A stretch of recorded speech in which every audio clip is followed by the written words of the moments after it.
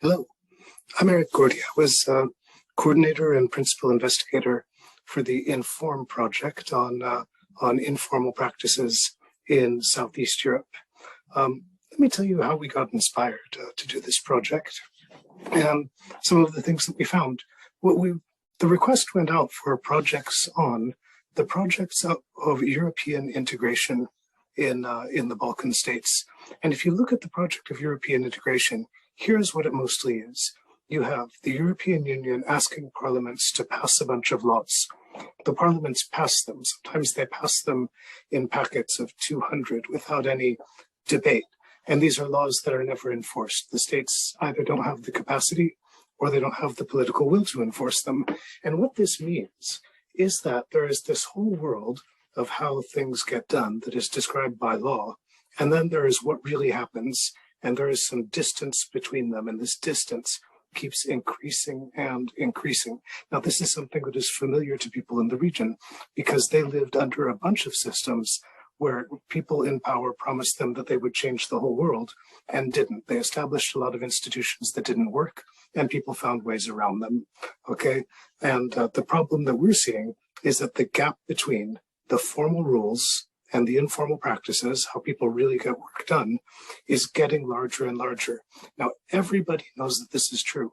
This is one of those rare research projects where you could walk into any coffee shop anywhere in the region and tell people what you're working on, and they will say, yes, I know. They won't say, that's technical, or they won't say, that's obscure.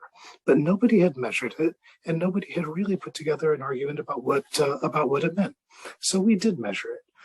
What are some of the things that we found when we measured it? First, we found that most people believe that getting work done informally through connections or gifts or bribes is a practice that's very widespread.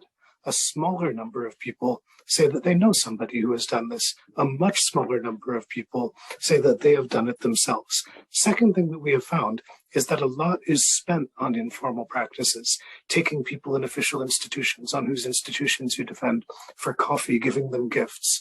In Bosnia and Herzegovina, the money spent on this adds up to about 2% of gross domestic product. But when procedures are put in place so that you can get the job done by filling out the form rather than by calling upon a favor, the amount of money that goes to that is spent.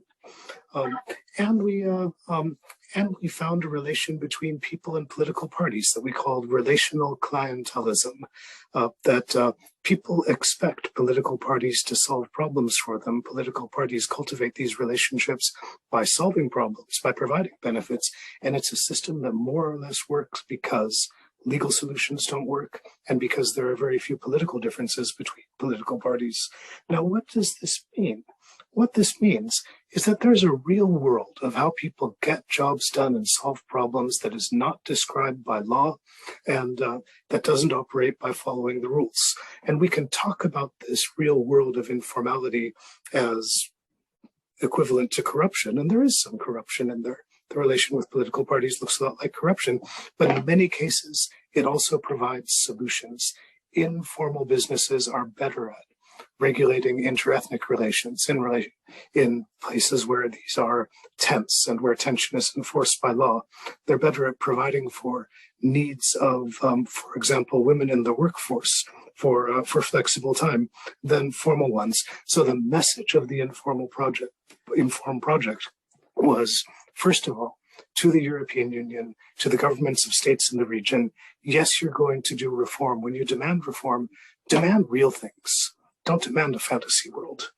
And the second message that we have to them is to recognize that informality can sometimes be not only a problem, but a source of solutions. Recognize those solutions and make them official. And that was the Inform project.